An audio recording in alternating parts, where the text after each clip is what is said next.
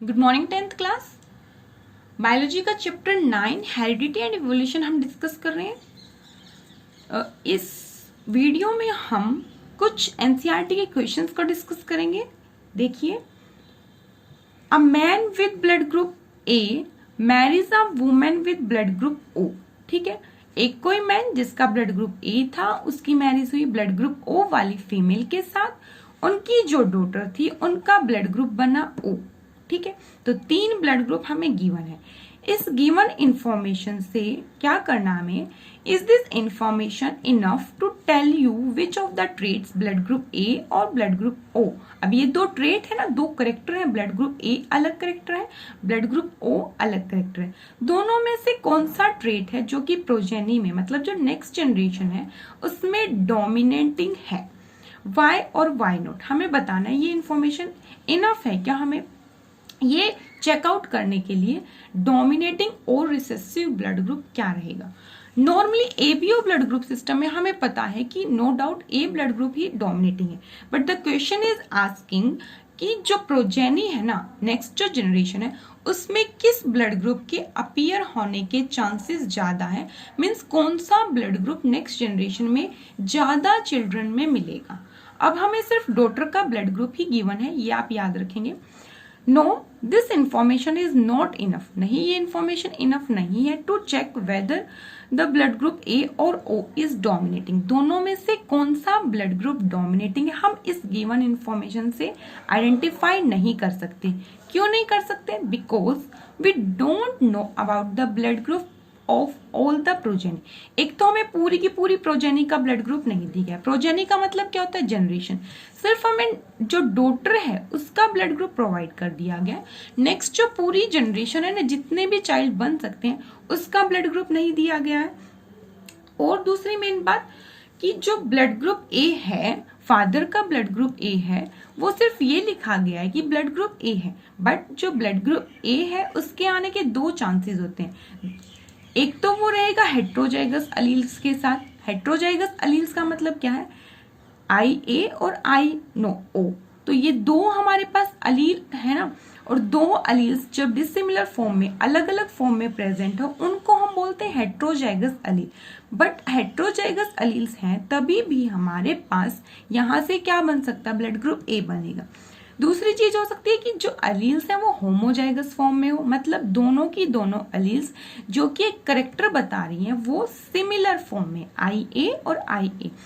तो दोनों ही केसेस में जो ब्लड ग्रुप रहने वाला है वो तो ए होगा, बट हमें सिर्फ क्या लिखा गया है कि ब्लड ग्रुप ए है। तो यहाँ पे तो 2 चांसेस है ना ब्लड ग्रुप ए आने के, तो गिवन नहीं है कि कौन किस तरह से पेरेंट का ब्लड ग्रुप ए है।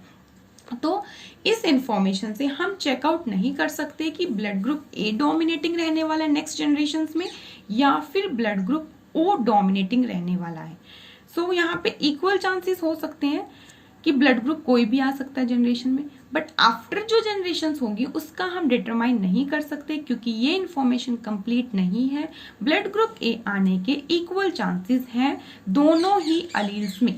ठीक है, दोनों ही टाइप की अलील्स में ब्लड ग्रुप ए ही अपीयर होगा।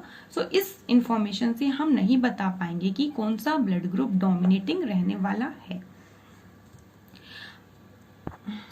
नेक्स्ट एक और क्वेश्चन है एनसीईआरटी का, देखिए, a study found that the children with light coloured eyes are likely to have parents with light coloured eyes.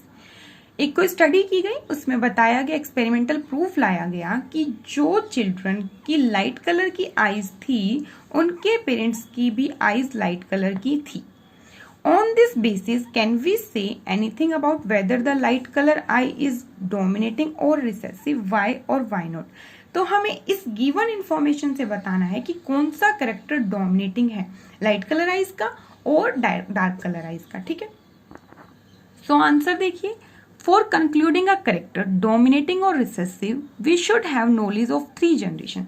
हमारे पास मिनिमम 3 जनरेशन की क्या होनी चाहिए? नॉलेज होनी चाहिए। यहाँ पे क्या बताया गया है कि चाइल्ड है जो, उनकी आइज का कलर लाइट है। क्या बताया गया है? चाइल्ड की आईज का कलर क्या है? आई कलर लाइट है, और जो उनके पेरेंट्स हैं उनकी आई का कलर लाइट है। तो यहां से तो हमें सिर्फ 2 जनरेशन का पता चल रहा है, बट किसी भी करेक्टर को डोमिनेटिंग और रिसेसिव बताने के लिए हमारे पास एटलीस्ट 3 जनरेशन की नॉलेज होनी चाहिए कि क्या क्या करेक्टर्स रहे हैं।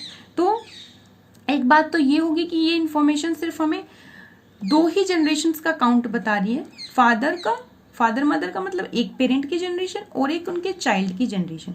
द करेक्टर में बी इन होमोजाइगस और हेट्रोजाइगस फॉर्म। अब जो लाइट कलर की जीन्स हैं, मान लीजिए वो डोमिनेटिंग रही होंगी, तो मान लो लाइट कलर आई का कलर था ना, तो ये लाइट वाली है, ये लाइट कलर का करेक्टर होगा, और ये मान लीजिए डार्क कलर का। अगर हमने उसको रिसेसिव माना है तो हम उसको स्मॉल से लिखेंगे।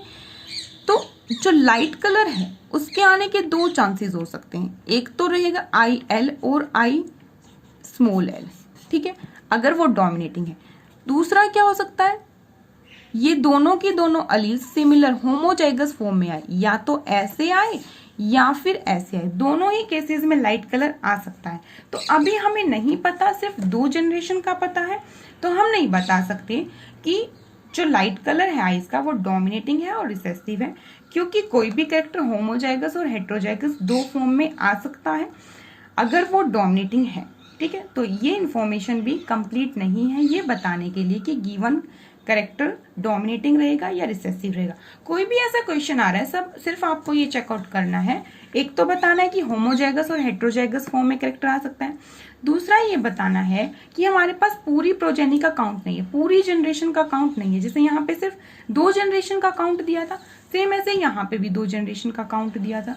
तो 2 जनरेशन से हम नहीं बता सकते कोई कैरेक्टर डोमिनेटिंग है या रिसेसिव है, ठीक है। तो सिमिलर से ही क्वेश्चन है, आपको जस्ट ये 2 पॉइंट याद रखने हैं। ओके, आज के लिए हम बस इतना ही करेंगे। Thank you.